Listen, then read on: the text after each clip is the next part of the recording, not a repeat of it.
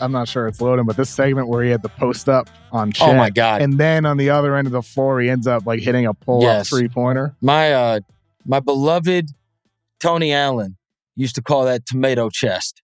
Bang, tomato chest. Bang, tomato chest. If the guy moves back, he was three. He was tomato chesting Chet.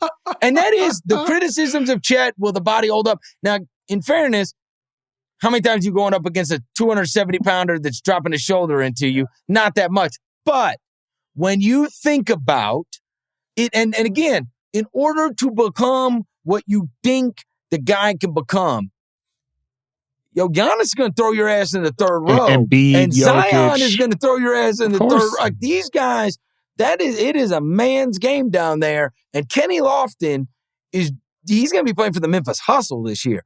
That's just a little taste. That's a different world. And that's where the Chet strength thing can show up.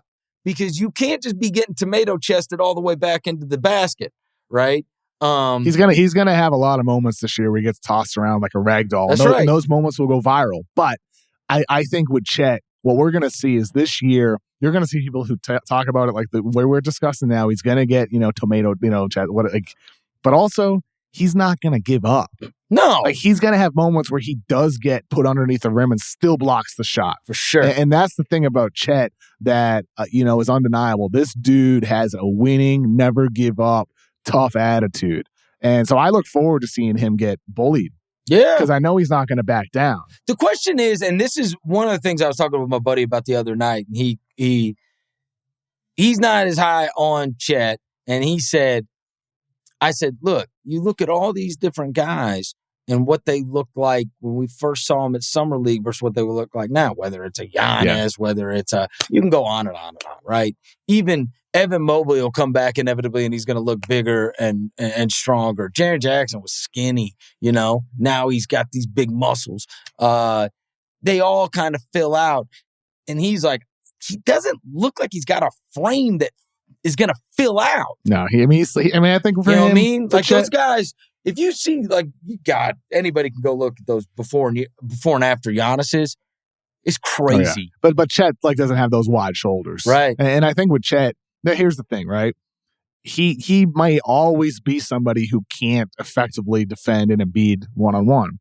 But I think with him, the way you're going to build your roster out if you're OKC, think about what they are right now. They have a bunch of dudes who are 6'6" and taller.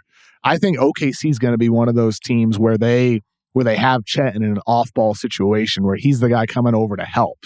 He's the guy rotating over in their defense. He's more the Robert Williams, like for Boston. That's the way I envision that they're going to build. I agree. And maybe that is something that holds him back, where maybe you can't use him in those matchups. But like you just said, there's not a lot of those guys. I agree. There's certain matchups where it will matter, but that's where you just change what you're doing on defense if you're OKC with all the versatility you have. I agree. And here's the other thing.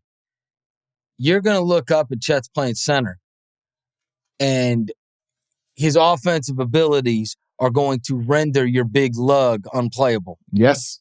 So now that guy that can back him down, the guy that can throw him in the third row, that guy's not getting to play because he can't guard it. He's getting pulled out. He's getting pulled out of the perimeter. Especially, what Chet showed that opening night, it was everything anybody could have wanted to see from him on offense. Isn't it weird? Gonzaga was a great team.